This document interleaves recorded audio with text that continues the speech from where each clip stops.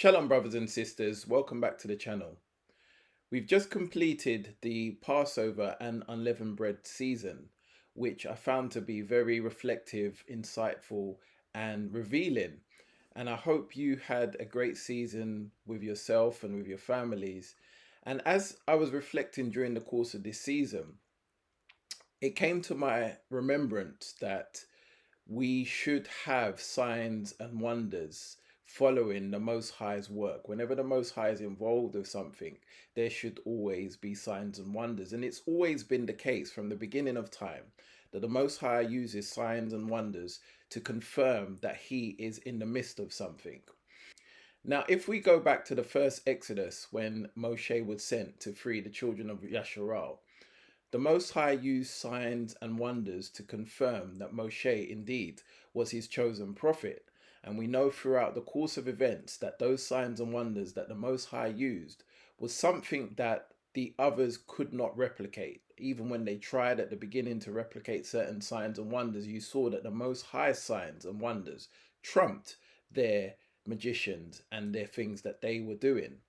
And so the Most High has always operated through his prophets, his people, with signs and wonders. And whenever his work is at hand, one of the way that is confirmed with signs and wonders. And this is something I was considering during the course of the Passover and unleavened bread season.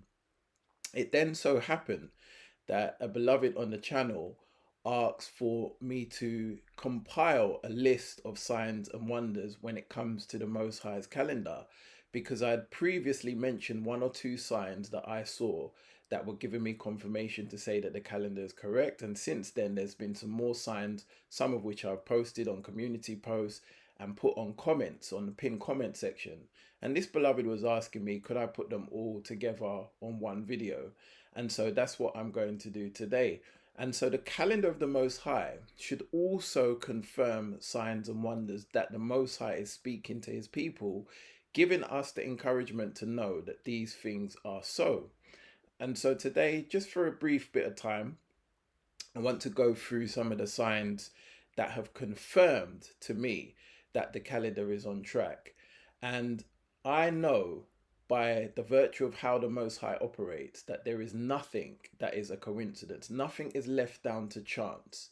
Our Elohim is an Elohim of miracles, an Elohim of order. And so when he gives signs, they are given so that we can understand the things that the Most High is saying to us. Now, some people will put signs down to a coincidence or just a freak of nature. And I personally believe that when we do that, we are doing the Most High a disservice, basically saying that he is unable to do the things that we are seeing in the signs. I rather give the credit to the Most High and say he is able to do anything and use anything to confirm the signs that he is giving us. And so this brief teaching is going to go through some of these signs, some things that have already been mentioned, but some new things that have been discovered. And at the end of it, we're going to have a bit of homework to do collectively that hopefully at some point we will get the revelation to that homework, which I will speak about towards the end of the video. So we're going to have a look at some of these signs. And as I say, some of them we've already captured in various places, but there are definitely some new interesting additions. And so this video is combining them all and is mainly to give you confidence in the tool that the Most High has sent to us. It's to give you confidence and belief that his signature, his handiwork is all over this. His imprint is all over this thing, this piece of work. And so we can be confident that the Most High is using it to speak to us so that we can follow along as time goes on, as the months go past, as the weeks go past. We can follow along with confidence, knowing that the Most High is in the midst of this. So let's get into this teaching where we can see some of these signs and wonders be confirmed. Now, as I say, signs and wonders are something that should always follow the Most High's people, the Most High's work, the Most High's doing, all throughout the scriptures. And the calendar is no different. If the calendar has been restored through the Most High's grace, then that calendar should also confirm signs and wonders. And as I say, we can't put them down to coincidences, because if we do that, we are saying the Most High is unable to confirm the signs we are seeing, and therefore we're pointing it down to luck or chance or random. And that is not how the Most High works. He's very deliberate in everything he does. So let's have a look through some of the signs that our calendar is revealing to show us that we are on track, that the calendar is correct according to the Most High's standards and the Most High's reconciliation of things that he has allowed us to restore in this Gregorian year 2025. So let's look at some of these signs and wonders from the Most High. And as I say, some of them have been covered before, but they are now all in one place with some new additions, which I find very interesting and very encouraging for further understanding and for further confirmation that the Most High is involved with this piece of work. And the scripture says in 1 Corinthians 1 and 22 that for the Yahudin or the Yasharelites, they require a sign, and the Greeks or the Gentiles seek after wisdom. And this is something that is a fundamental fact that is built into our DNA, we could say. It's built into the psyche of who we are. That those from Yasharal, we want signs. We want confirmation through signs. Those are the things that give us confidence. And whether right or wrong, that's just the way we are designed. Whereas the Gentiles, they seek after wisdom. They seek after justifying things through logic, through things like science, through things like wisdom. Whereas we want to justify things through signs. And the Most High is very well aware of this, and that's why it's in the scripture. And even Yahushua said in John 4:48, that except ye see signs and wonders, ye will not believe. And this was a bit of a rebuke for our people, because we have to believe in the Most High by faith. And he says, except you see signs and wonders, you will not believe. And that's why when he came with multiple miracles, multiple signs, multiple wonders, and then gave the sign, the only sign, the sign of the prophet Jonas, that proves who he is. And so through signs and miracles, these are the things that we need to believe. And some of us can just believe by faith, and that is a great place to be. But the Most High does know that we require signs, and except we see those signs and wonders, some of us will not believe. And so he obliges, he gives us these signs and wonders. And in 2 Corinthians chapter 12 and verse 12, it says, truly the signs of an apostle were wrought among you in all patience, in signs, wonders, and mighty deeds. So again, confirming that when the Most High sends his people, when the Most High is involved in a piece of work, signs and wonders should be seen. And these things are confirmation that he is involved and that he is the one giving the signs. So, bearing all of these things in mind, let's have another look at some of the things that we have noticed so far that confirm to us that this calendar that we're looking at is in line with the Most High's principle. He has set it up, and he is the one that is revealing the things to us, using some of the signs that we know very well, talking about the Gregorian calendar or the Gregorian date system, because we all know how that works because we were born into it, as I've said. And so the Most High, in his wisdom, in his knowledge of us, knows that we are going to spot things that the Ruach will help us reveal. We're going to identify things on these calendars, and we're going to see how it lines up with the Gregorian calendar. And then those of us who have faith, those of us who believe in the Most High's ability to do all things or to use anything he chooses, we are going to see those things and say, the Most High is at work there, because he has used something from the heathen to confirm his signs, showing that he is sovereign over all. Be it the Hebraic system, be it the Gregorian system. Even though they have changed times and laws, these things did not take the Most High by surprise, and he used their changes of times and laws and seasons. He used what they have done to try and hide his truth, to actually reveal his truth to us, because he knows that in these last days, as we go to and fro in the scriptures, as some of these books that were removed from his scriptures in the beginning, as they are being restored through his grace, he knows that our knowledge is going to increase, and then we're going to identify these things through the signs and wonders that he's going to confirm, and he's going to use their system to confirm these things because he knows that we understand it and he knows we will recognize it. And when the Ruach HaKodesh is involved and your Ruach of truth meets that Ruach of truth, they will both testify the same thing, because all men have a ruach that was given to Adam in the beginning when the Most High breathed into Adam the breath of life. And then you have the ruach of truth, the comforter.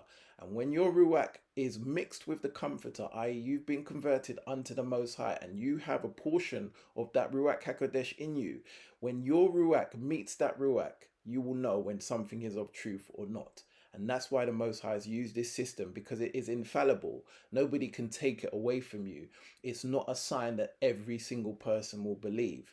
But when you add the evidence all together, it's almost undeniable that it's from the Most High. Only a skeptic of skeptics could deny it. And the likelihood is, if that person is a skeptic of skeptics, then the Ruach of Yah is not in them. So let's see some of these things that we've looked at before and some new ones that we will discover today. And it is the glory of Yah to conceal a thing, but it is the honor of kings to search out a matter. Proverbs 25:2. And this is why the Most High does these things. He will hide some of his wonders and his signs, and then he will reveal it at the appropriate time.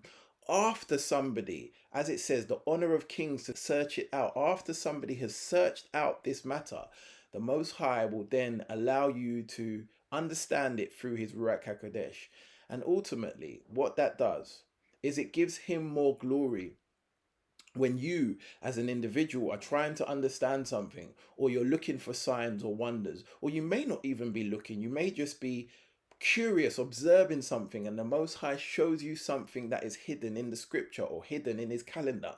When you see that thing, you give him more glory, because you say, wow, that must have been the Most High that concealed it. And through the same way he concealed it, through the Ruach HaKodesh, he has now revealed it unto his people. And that creates a bond between you and the Most High, because you see his wonders.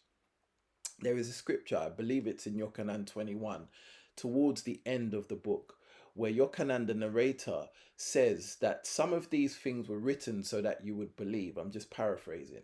He said, but if all the things that Yahusha and the Most High did were written in this book, he says that the whole world would not have enough room to contain those things. And I take that thing very literally. I believe there are so many things that the Most High and his Son have done that we are not even aware of. And if he was to reveal every single thing that he has done, many of them which are behind the scenes, I believe Yochanan's word would come to pass, that the whole world will not have enough room to contain the things that the Most High has done, because they are multiple on different levels, so many that we just couldn't comprehend.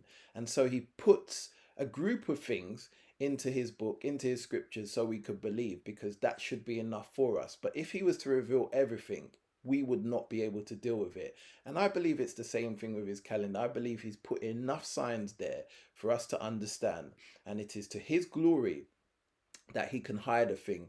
And it is to our honor that we can seek it out and find it out and have it revealed to us, and then go back to giving him the glory for the wonders that he has done. So let's have a look at some of these things, these signs and wonders that have been used in the Most High scripture.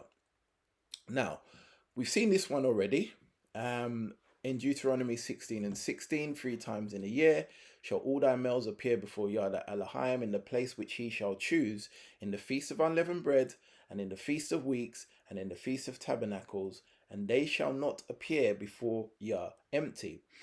And so here we know that these feasts all start on the 15th day of the various months, because that is a sign within itself. He's speaking of 3 separate feasts here, and he's speaking of the Feast of Unleavened Bread, which we know starts on the 15th day of the first biblical month. And of course, Passover, which is part of that season, is the feast that starts the day before on the 14th day of the first biblical month. But as I always say, Passover and unleavened bread are interchangeable. They piggyback one off another. And so the whole feast of unleavened bread includes Passover. So that starts on the 15th day of the first biblical month.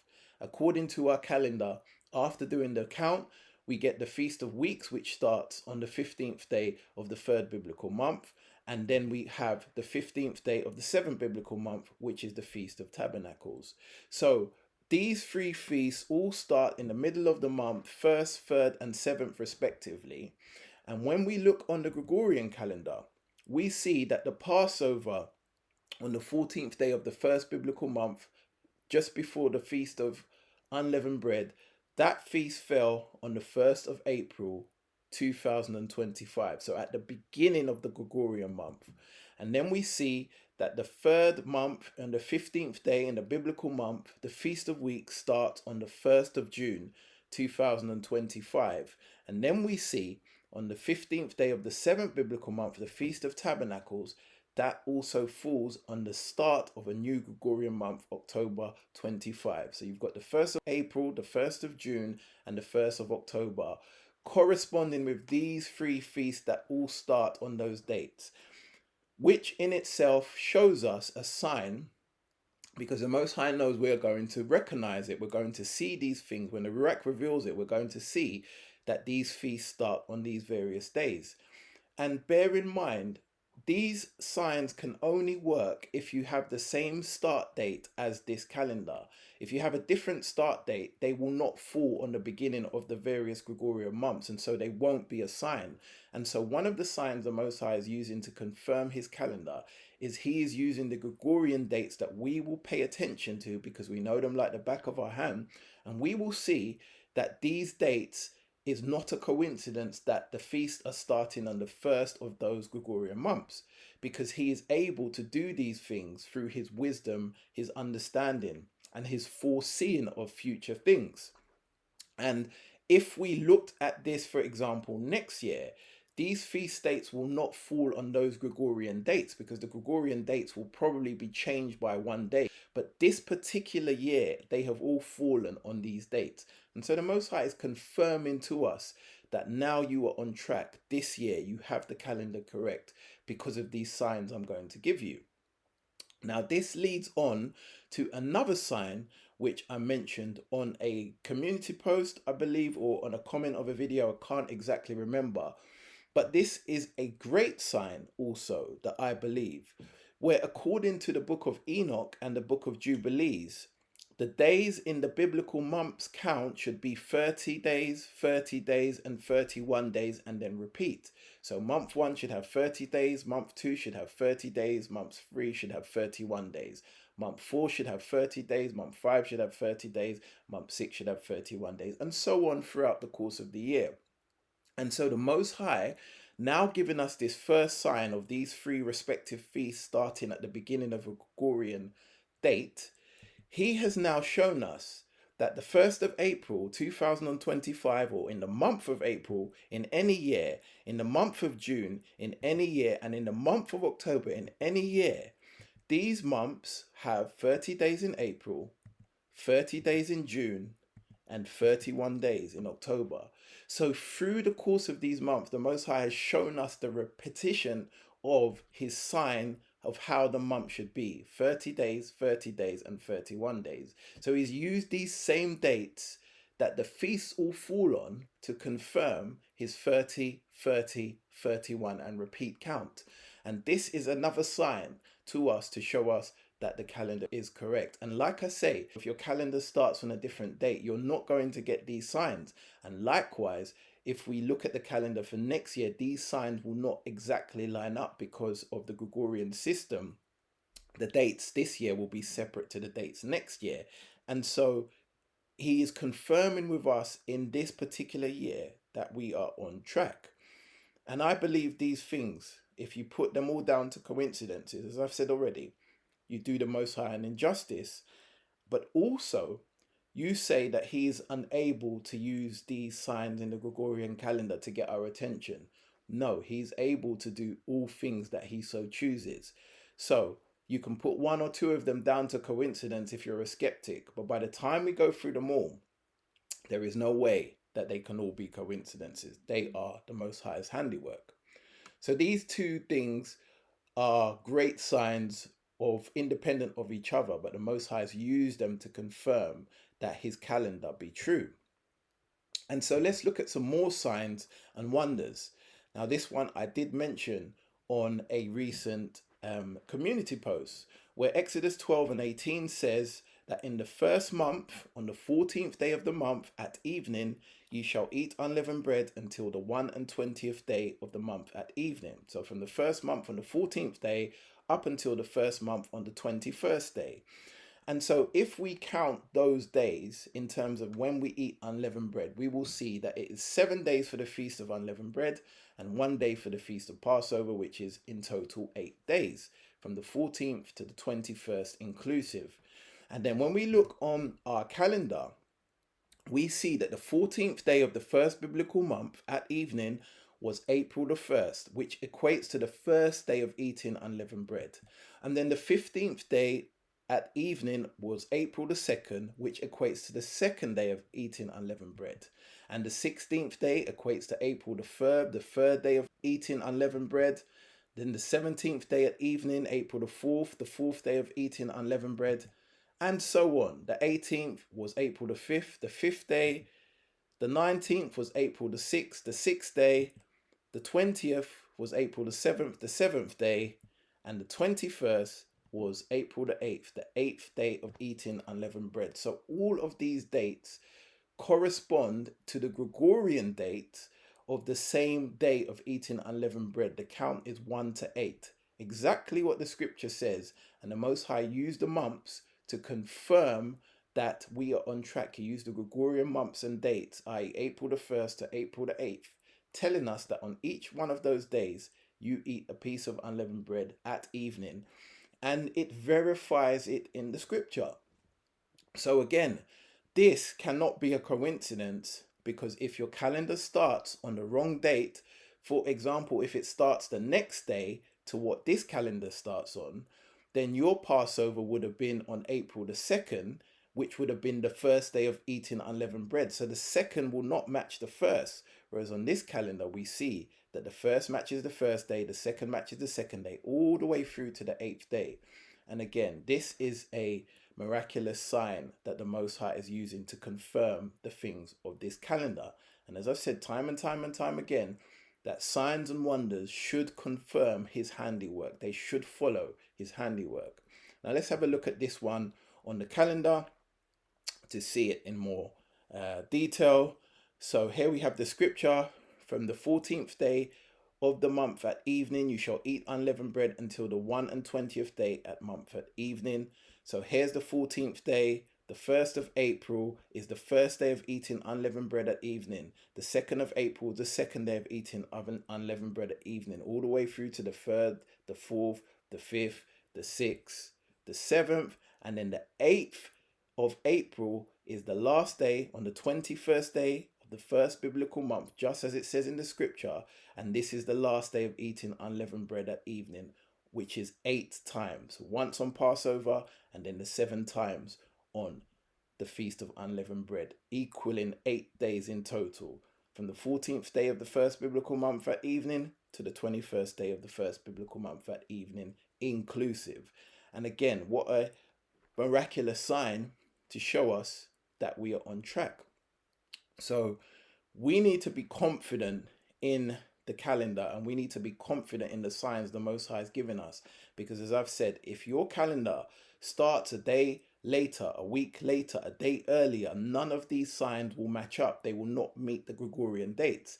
This is only meeting the Gregorian dates because we have started our calendar here on the 4th day of the biblical week, when the sun and the moon and the stars were created and then began to be used as markers for time on that day, not on this day. It was here in creation week. We know that it was on the 4th day, and so that's why things will start on the 4th day. And as I've said before, even if your equinox fell here or your equinox fell here, the 4th day takes priority. So you go back to the 4th day, you start your calendar, and then all these signs we are seeing will line up, because you have the correct biblical dates versus the correct Gregorian dates, and then the signs will be obvious for you to see. So this is another wonderful sign that I believe the Most High has used to get our attention and to show us how to eat the unleavened bread on the various days in terms of counting from 1 to 8. And that's exactly what we see here. All praises to Yah.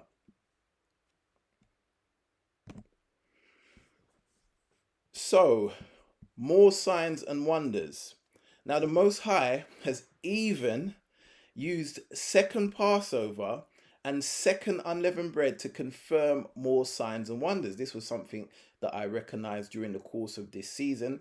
Now, some people may not know that there is such a thing called second Passover and second unleavened bread. So let's read about it first in the scriptures. We find it in the book of Numbers, chapter 9, starting in verse 6, where it says, "And there were certain men who were defiled by the dead body of a man that could not keep the Passover on that day, and they came before Moshe and before Aaron on that day.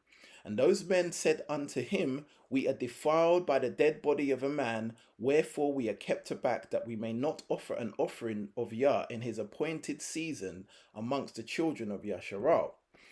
And then it says in verse 8, "And Moshe said to him, Stand still, and I will hear what Yah will command concerning you.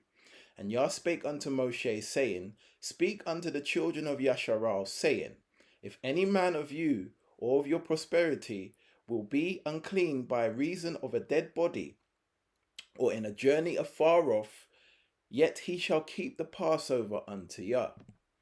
And verse 11 says, "The 14th day of the second month at evening, they shall keep it and eat it with unleavened bread and bitter herbs. They shall leave none of it until the morning, nor break any bone of it, according to the ordinances of the Passover. They shall keep it." Numbers chapter 9, verse 6 through to 12. So here is when the Passover, or the second Passover, was set up, that some people were unable to keep the first Passover because they were defiled by touching a dead body. And I think there's somewhere further on in the scriptures which says that if you're on a journey and you could not be back in time for the Passover, then the Most High made allowance for you to keep the second Passover. But it is a specific instruction, very similar to the first in terms of the ordinances, and he institutes it on the second biblical month on the 14th day. So exactly a month after the first Passover. And all the ordinances are the same in terms of the lamb not having any blemish, no bones unbroken, and also the eating of unleavened bread. And then that would then follow the unleavened bread 7-day season, because obviously Passover and unleavened bread are interlinked. So once you've done the Passover, you will then keep unleavened bread on the respective days thereafter for 7 days. And so this is a biblical and scriptural thing that the Most High did set up.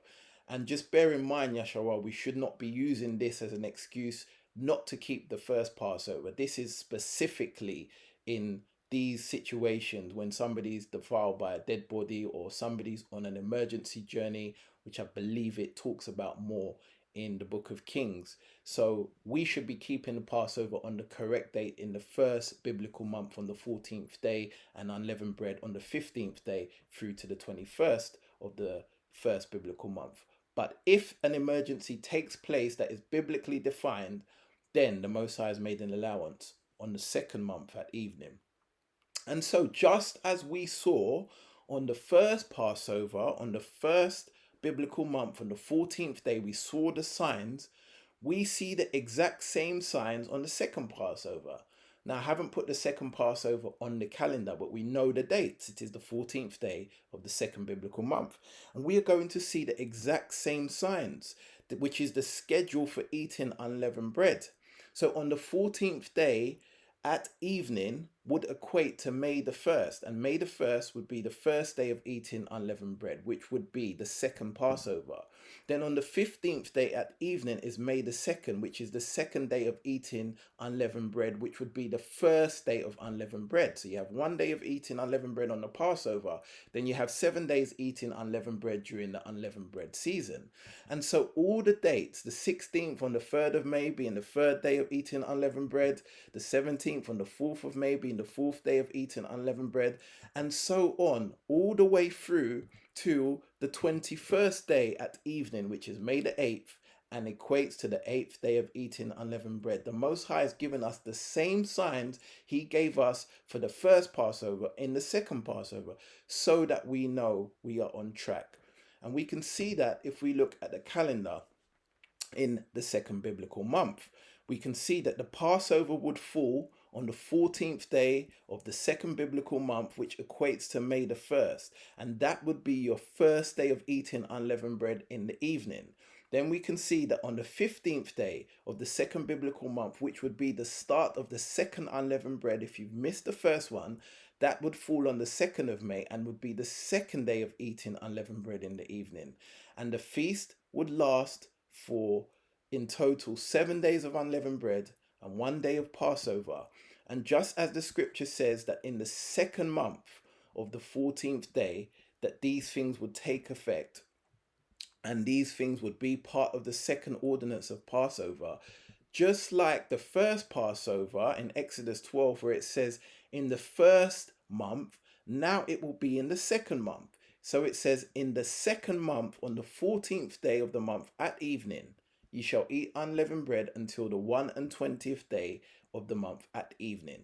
So from here to here inclusive, you eat unleavened bread each day. And if we look on the calendar, the first day on the 14th is the 1st of May. That's the first day of eating unleavened bread. The 15th to the 2nd of May is the second day of eating unleavened bread. The 16th biblical date on the second biblical month is the 3rd of May, the third day of eating unleavened bread. Up to the 4th of May, the 4th day of eating, the 5th of May, the 5th day of eating, the 6th of May, the 6th day of eating, the 7th of May, the 7th day of eating, up until the 21st day of the second biblical month, which is the 8th of May, and the 8th day of eating Passover unleavened bread. Just the exact same way it tells us in the scripture that from the second month on the 14th day to the 21st day at evening, from here to here will be 8 days of eating unleavened bread, and they correspond with the Gregorian dates up until the 8th of May. Again, a wonderful piece of biblical genius by the Most High, where he has lined up the instructions in the scriptures with the Gregorian dates. And as I say, the second Passover is not even included on the calendar in terms of me demonstrating where it is, as I've done with all the other feast days, because the second Passover is more like an emergency thing. But because it is scriptural, because it is in the scriptures, the Most High has used the signs on the calendar to confirm it. He has used the Gregorian dates, just as he did with the first Passover, which is on the calendar. And the thing I like about this is that it shows the consistency with the Most High, but it also shows his brilliance, that this could only work if the month of April had 30 days. Because if the month of April had 31 days, or the month of April had 29 days, then the 1st of May would not have fallen on the 14th day of the second biblical month. It would have been the 2nd of May, or even the 30th of April. So he has used the Gregorian signs to match up the signs that he is confirming, so that we know we are on track.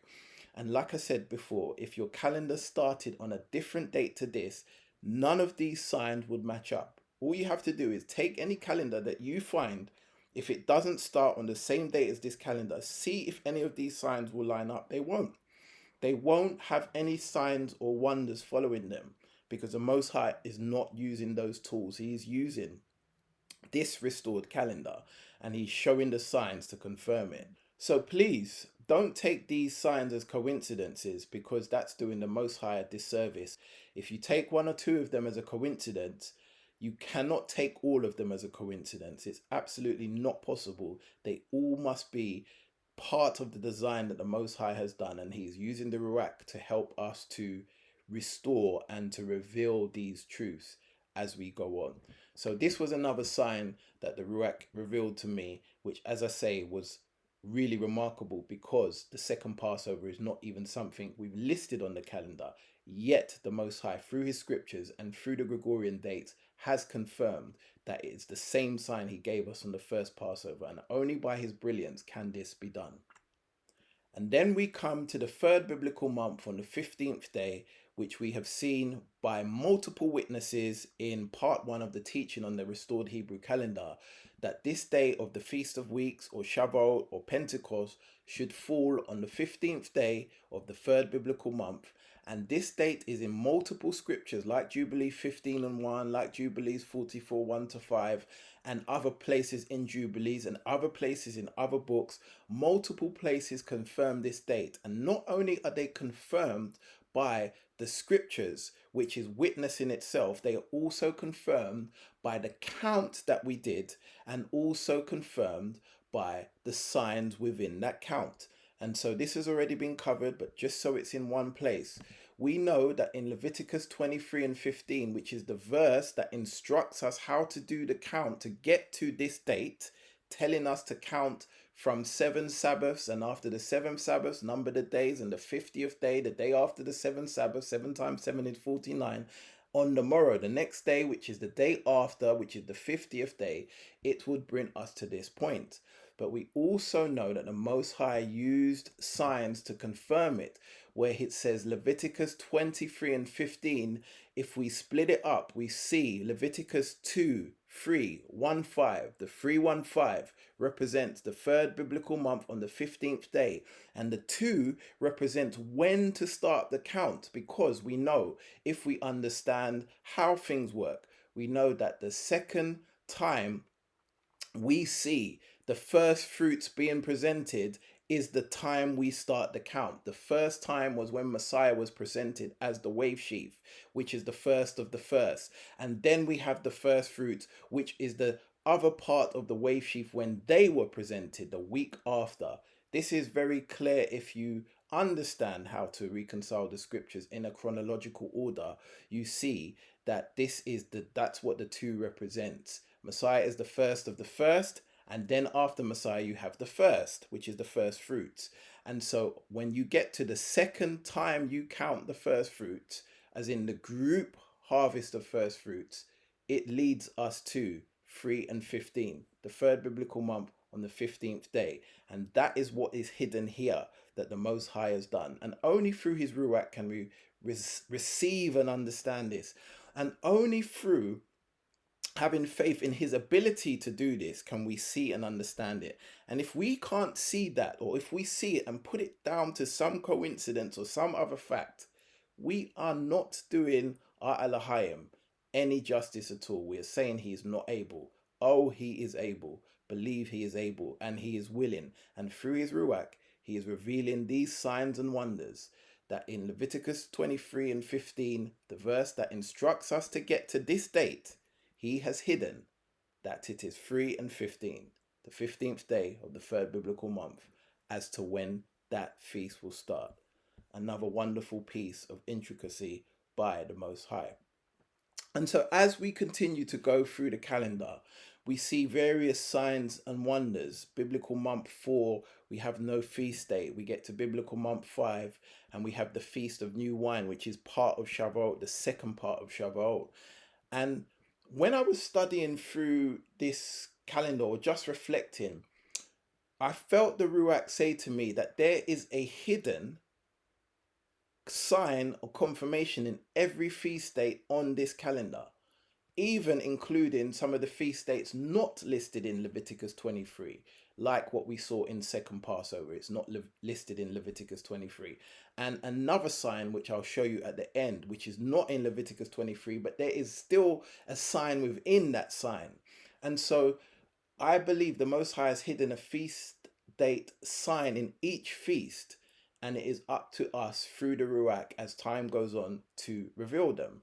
And so even in this feast here, although Pentecost was already shown the sign in 23:15, Leviticus 3 and 15, this is still part of the Feast of Week season. So there is probably a sign here which I haven't yet seen, but it is all in the Pentecost season. So I suppose you could just take it as one sign. But knowing how the Most High, how he works, I'm sure there is a sign in this feast. And so it would be in the Feast of New Oil in the following month, the 6th biblical month. Although it's still part of the Shavuot season, which we've already seen the sign in Leviticus 23 and 15, I'm sure there probably is another sign here, which I haven't yet seen. But the Ruach spoke to me as I was going through some of these things. In fact, I wasn't even looking at the calendar, I was just thinking about it.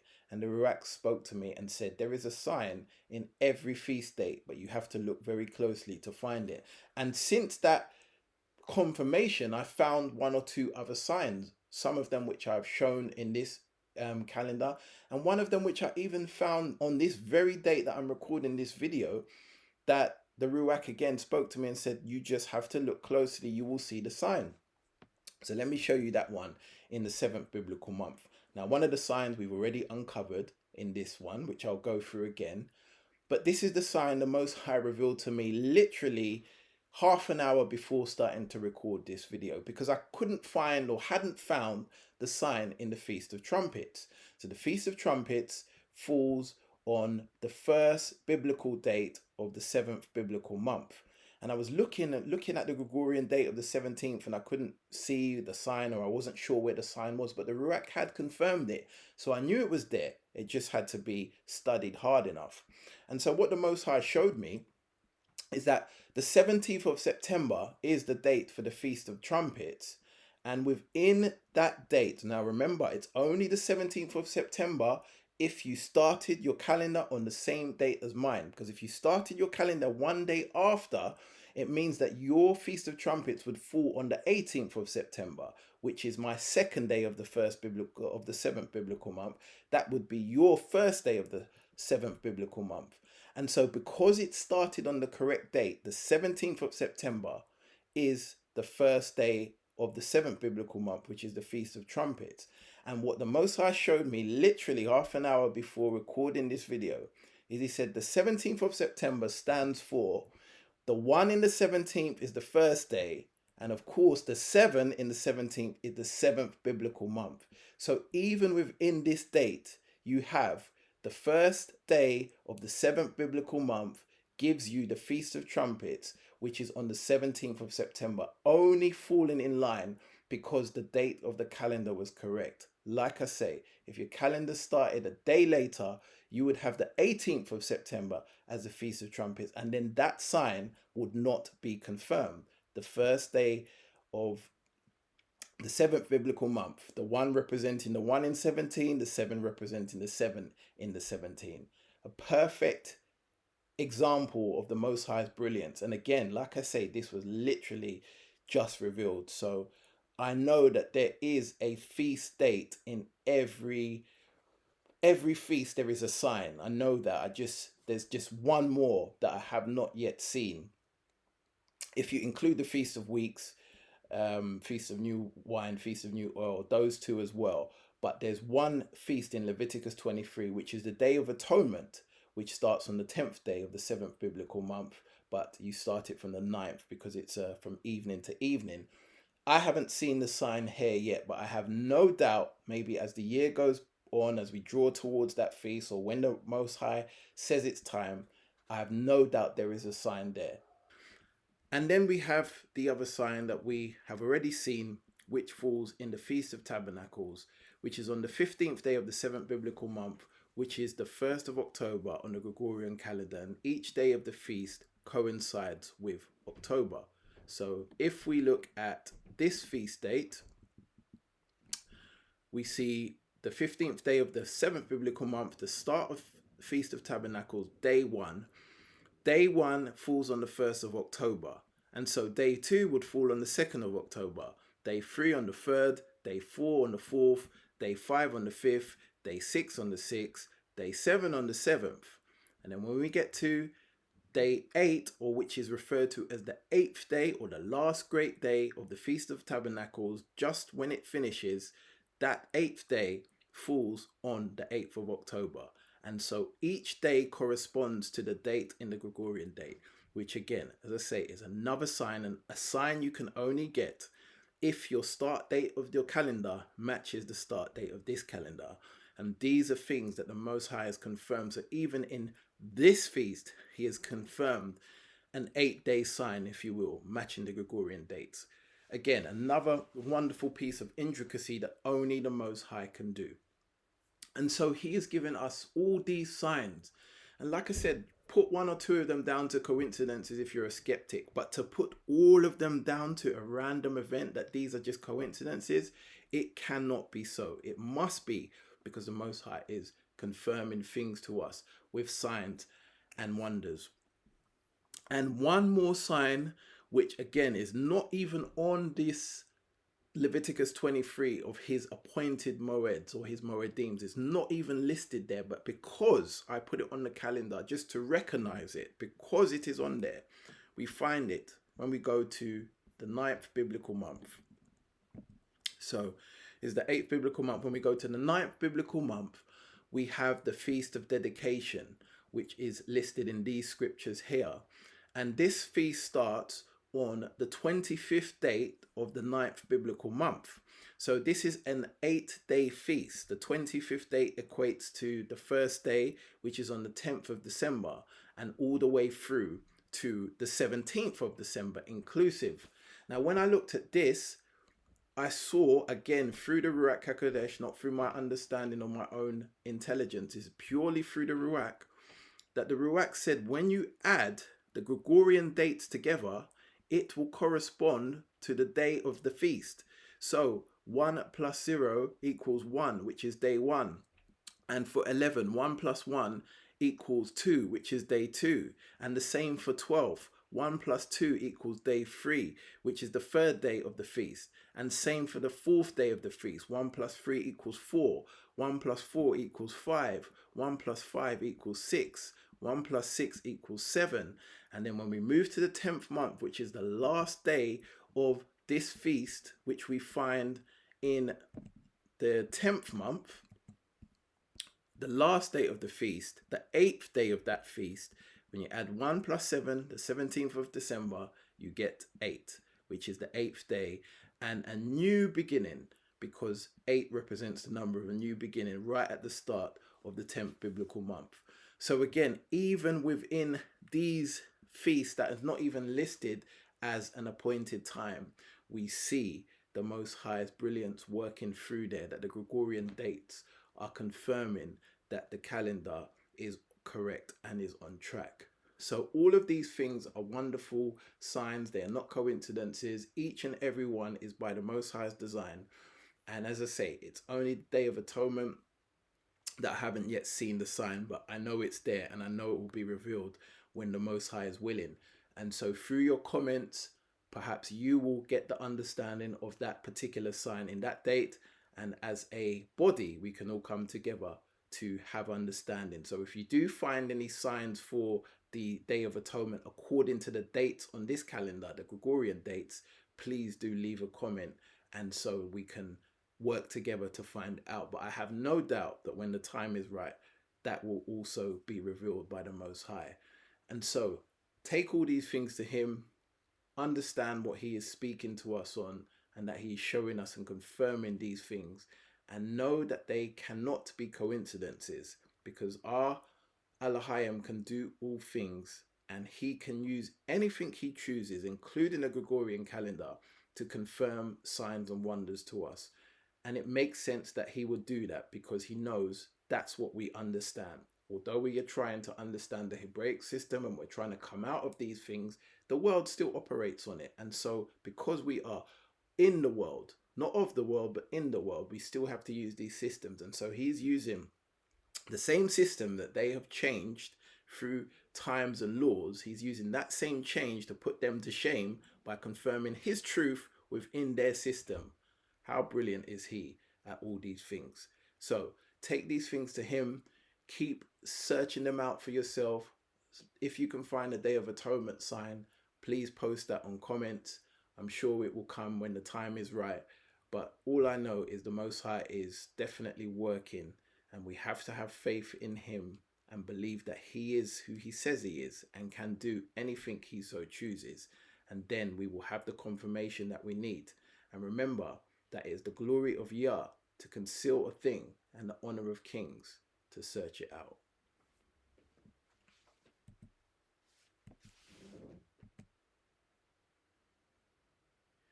So I hope you've enjoyed this short video. And for those of you who are on the live at the moment on the premiere, we are going to have an hour of fellowship with some music in the background where you can discuss things in the chat room and just have some time together as a family. So I will be in the chat room for the next hour, and on this version we will just have time to discuss things and edify one another. there will be another version of this short teaching come out probably the following weeks, which will not have the live version. So if you want to share that with others, then you can. But for this one, we're going to just have some music and some time in the chat room to fellowship and to understand the things of the Most High. So let's enjoy it together.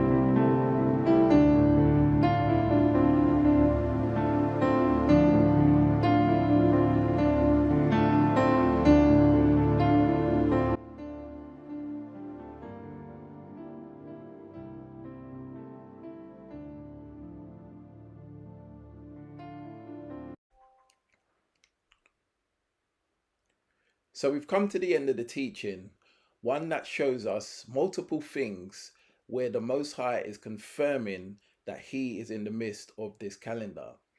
And we can put maybe one or two of them down to coincidences, even though personally I wouldn't put anything down to coincidences. But let's say a skeptic person may say, oh, that's just a coincidence that it tends to fall on that date, or it's just a random event as to why that's happened. It's not because the Most High is involved. And I could give you maybe one or two of those. But to see these multiple confirmations and put them all down to that, that is definitely doing the Most High an injustice. And the probability that each and every one of these signs and wonders that we're seeing is all a coincidence is very, very, very slim. You've got more chance of winning the lottery than these things to all be coincidences. So we have to understand that the Most High is speaking to us through a system that we know, which is the Gregorian system. That's what we've all been raised on. That's what we've all been born into. And even though the Most High is restoring his system and eventually will be fully restored when we have the gathering of the people and we are in a sanctified place where the systems of this world will be no more. Until then, the Most High is using things that we know, that we can relate to, that we can understand to confirm he is doing a wonderful work within the midst of us through his calendar and through the things that he is restoring. So we should be able to take these signs and have full confidence in it, knowing that our Father is at work and he is using, as his scriptures say, signs and wonders to confirm things for his people, because his people require signs. And that's the thing that he is doing. He's giving us what we need, not necessarily always what we want, but he's given us what we need to believe in him. So, as with all things, take it to the Most High in prayer, take it to him in study, take it to him in meditation, and let him confirm in your ruach that these things be so. And as I've said time and time and time again, that when the ruach of you mixes with the ruach of the Most High, the ruach of truth, when those two things come together, your ruach will testify that this is the truth, because real recognize real. And this is something that we are going to continually see as time goes on, as we lead to a crescendo of events where our ruach is going to see things and we're going to know that this is the Most High and this is as it is. It's not down to chance or a random event. This is the Most High using signs, wonders and miracles. And I believe we're going to see many more of them throughout the course of time in the very near future as we follow the biblical calendar. So as with all things, take it to the Most High, ask him for revelation, and keep your eyes open, because the Ruach of Truth is revealing things to his people in these last days. And we are all part of the body. So we are all going to get revelation at different times. That when we add it all together, it is going to lead to the sign that the Most High is using to confirm his handiwork is at hand. So I'll leave it here to all those that are his. May the Most High bless you and keep you. May he cause his face to shine upon you and be gracious to you. May he lift his countenance upon you, and may he give you shalom.